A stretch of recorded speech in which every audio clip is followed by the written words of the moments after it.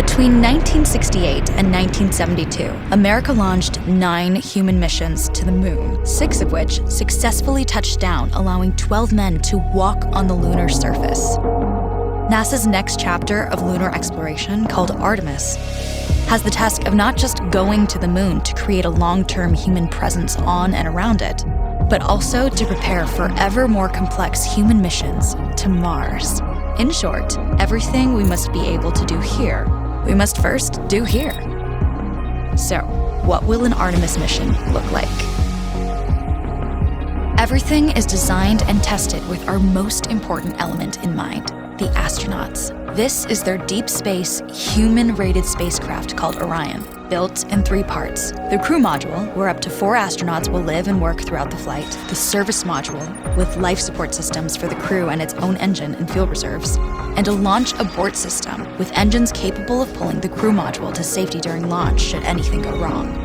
To accomplish the task of launching our crew and heavy payloads, NASA is building the Space Launch System, comprising of a cargo hold, an exploration upper stage, a massive core stage, and 2 extended solid rocket boosters. Altogether, this is the world's most powerful rocket, and it exceeds the legendary Saturn V of the Apollo era in numerous ways.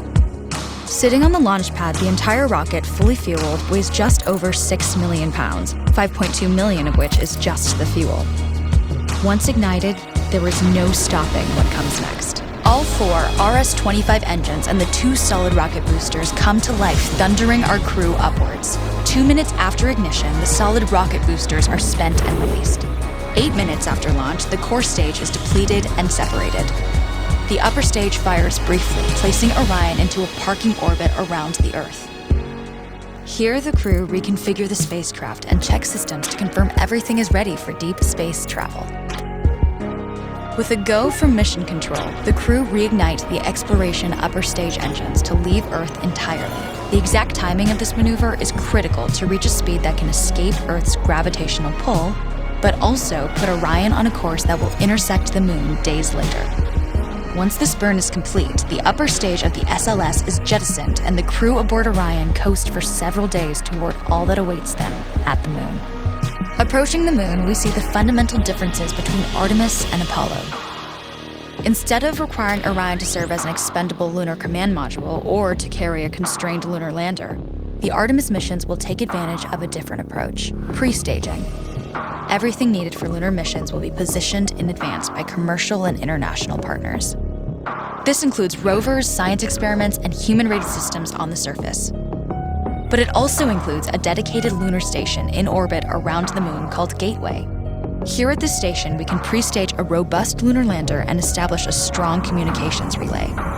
Designed with open standards, the Gateway can be expanded as new missions and partnerships develop, allowing multiple human missions on the moon at the same time and enabling ongoing science to be conducted even between human missions. The Gateway is also capable of adjusting its orbit to allow access to every part of the moon, something the Apollo missions could not do. But the real key in this approach is placing Gateway in a unique halo orbit to perfect the maneuvers needed for Mars missions. And with the growing list of commercial and international opportunities, Gateway is the ideal hub between Earth and all that lies beyond.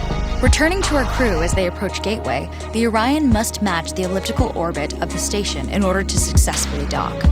Once on board, pre-selected crew members transfer to the lunar lander, while those assigned to Gateway remain on station.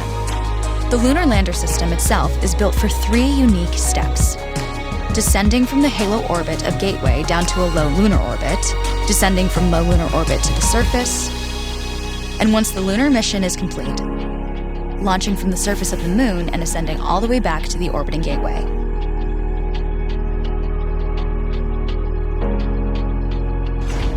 Once back aboard the Orion spacecraft and undocked from Gateway, the crew fire their engine once to break out of the halo orbit and once again to sling the spacecraft around the moon, placing it on a multi-day trajectory back towards Earth. As they near the end of this journey, the service module is released, and the crew module is oriented heat shield first. Entering Earth's atmosphere at 25,000 miles per hour, the friction of air slows Orion considerably, while also subjecting it to temperatures of 5,000 degrees. With the Orion now at just 300 miles per hour, a series of parachutes uniquely tested and produced for this moment deploy, decelerating the craft to just 20 miles per hour for splashdown. With each successful mission, Artemis ushers in the next wave of men and women to explore our moon and prove that together we are ready to go beyond.